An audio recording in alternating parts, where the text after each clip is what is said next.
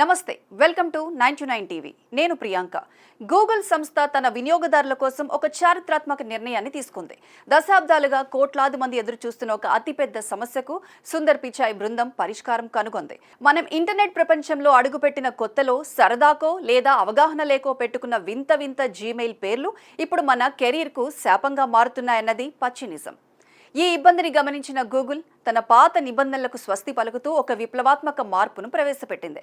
సాధారణంగా మనం స్కూల్ రోజుల్లోనో లేదా కాలేజ్ రోజుల్లోనో జీమెయిల్ అకౌంట్ క్రియేట్ చేసుకున్నప్పుడు smart boy, Angel Priya, Rocky handsome వంటి పేర్లతో ఈమెయిల్ ఐడీలను సృష్టించుకుంటాం.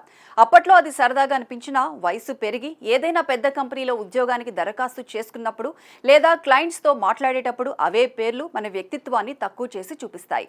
ఒక ప్రొఫెషనల్ కంపెనీకి ఇలాంటి వింత పేర్లతో మెయిల్ పంపితే వారు మనల్ని సీరియస్గా తీసుకోరనే భయం చాలా మందిలో ఉంది. ఇప్పటి వరకు ఉన్న నిబంధనల ప్రకారం ఒకసారి జీమెయిల్ ఐడి క్రియేట్ చేస్తే దానిని మార్చుకునే వీలు ఉండేది కాదు.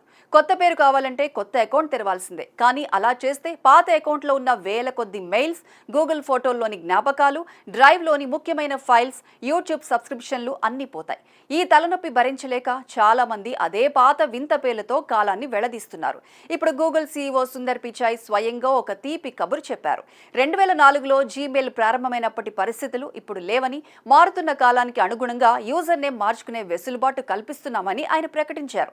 ముఖ్యంగా అమెరికాలోని వినియోగదారులకు ఈ ఫ్యూచర్ ఇప్పటికే అందుబాటులోకి రాగా త్వరలోనే ప్రపంచవ్యాప్తంగా ఉన్న మిగతా యూజర్లకు కూడా ఇది వర్తించనుంది. చాలా మందికి వచ్చే అతిపెద్ద అనుమానం ఏంటంటే పేరు మారిస్తే పాత మెయిల్స్ ఏమవుతాయి అని. ఇక్కడే గూగుల్ ఒక మాస్టర్ ప్లాన్ వేసింది. మీరు మీ ఈమెయిల్ అడ్రస్లోని @gmail.com కు ముందు ఉండే భాగాన్ని మార్చుకున్నప్పటికీ యూజర్స్ ఖాతాలోని డేటా ఏమాత్రం చెక్కు చెదరదు. ఫోటోలు, ఫైల్స్ అన్నీ అలానే ఉంటాయి. అంతేకాదు, పాత ఈమెయిల్ ఐడి ఆటోమేటిక్గా ఒక అలియాస్ లేదా ప్రత్యామ్నాయ చిరునామాగా మారుతుంది.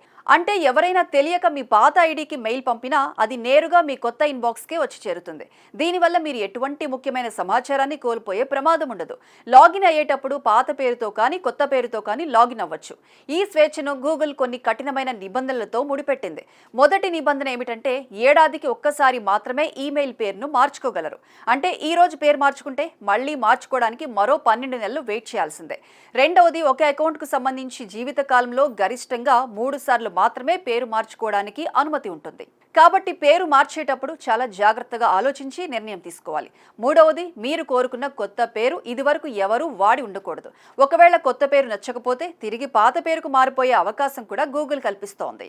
ఈ నిర్ణయం వల్ల కోట్లాది మంది ఫ్రీలాన్సర్లు, నిరుద్యోగులు, ప్రొఫెషనల్స్ కు పెద్ద ఊరట లభించినట్లుంది. కొత్త అకౌంట్ క్రియేట్ చేసుకునే పని లేకుండా, డేటా ట్రాన్స్ఫర్ చేసే తలనొప్పి లేకుండా సింపుల్ గా పేరు మార్చుకొని గౌరవప్రదంగా మెయిల్స్ పంపుకోవచ్చు. గూగుల్ తీసుకొచ్చిన ఈ విప్లవాత్మక మార్పు టెక్ ప్రపంచంలో ఒక కొత్త ఒరవడికి శ్రీకారం చుట్టింది.